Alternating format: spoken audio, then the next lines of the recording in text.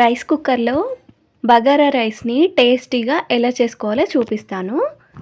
చాలా ఈజీగా చేసేసుకోవచ్చు. రైస్ కుక్కర్ గిన్నెను పెట్టుకొని స్విచ్ ఆన్ చేసుకోవాలి. ఇందులో 2 టేబుల్ స్పూన్స్ వరకు కరిగించిన నెయ్యి వేసుకుంటున్నాను. అలాగే 3 టేబుల్ స్పూన్స్ వరకు ఆయిల్ వేసుకోవాలి. ఈ ఆయిల్ నెయ్యి కొంచెం హీట్ అయిన తర్వాత ఈ వీడియోలో చూపించిన బిర్యానీ మసాలాలన్నీ కూడా వేసుకోవాలి. ఇవి కొంచెం ఫ్రై అయిన తర్వాత 2 పెద్ద ఆనియన్స్ని సన్నగా కట్ చేసుకొని వేసుకోవాలి. అలాగే 5 పచ్చిమిర్చిని కూడా సన్నగా కట్ చేసుకొని వేసుకోవాలి.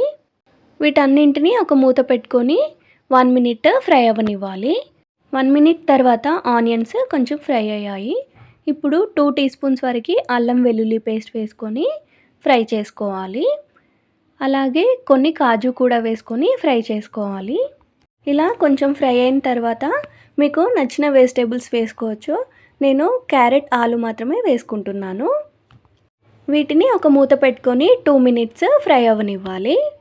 2 మినిట్స్ తర్వాత మూత తీసి చూడండి, వెజిటేబుల్స్ అన్నీ ఫ్రై అయ్యాయి. ఇప్పుడు 2 కప్స్ రైస్ని బాగా కడిగి గంట సేపు నానబెట్టుకున్నాను. నేను నార్మల్ రైస్నే తీసుకుంటున్నాను. మీరు బిర్యానీ రైస్నైనా యూజ్ చేయొచ్చు. ఇందులో కొంచెం కొత్తిమీర, పుదీనా కూడా వేసుకొని బాగా మిక్స్ చేసుకోవాలి.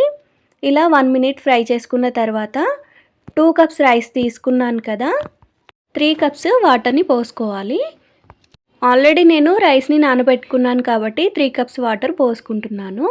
2 టీ స్పూన్స్ ధనియాల పొడి, 3 టీ స్పూన్స్ వరకు సాల్ట్ని వేసుకోవాలి. ఒకసారి బాగా మిక్స్ చేసుకొని మూత పెట్టుకొని 1/2 అవర్ అలా ఉండనివ్వండి. 1/2 అవర్ తర్వాత రైస్ అయింది, అప్పుడు స్విచ్ ఆఫ్ చేసేసుకోవాలి. ఇప్పుడు వెంటనే సర్వ్ చేసేసుకోకుండా కొంచెం కొత్తిమీర, పుదీనా వేసుకోవాలి. అలాగే 1 టేబుల్ స్పూన్ వరకు నెయ్యిని వేసుకొని ఒక మూత పెట్టుకొని 10 మినిట్స్ అలా ఉండనివ్వాలి. 10 మినిట్స్ తర్వాత మూత తీసి చూడండి, బగారా రైస్ రెడీ అయింది. చాలా పర్ఫెక్ట్గా వచ్చింది. చూడండి, నేను చెప్పిన ఈ కొలతలతో చేసుకుంటే బగారా రైస్ చాలా పర్ఫెక్ట్గా వస్తుంది.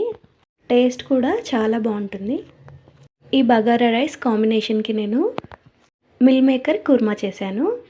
ఇప్పుడు సర్వ్ చేసుకుంటున్నాను. అంతే, టేస్టీ బగారా రైస్ రెడీ. ఈ వీడియో కనుక మీకు నచ్చినట్లయితే ఒక లైక్ చేయండి, కామెంట్ చేయండి. మరిన్ని వీడియోల కోసం సబ్స్క్రైబ్ చేసుకోండి. Thank you for watching.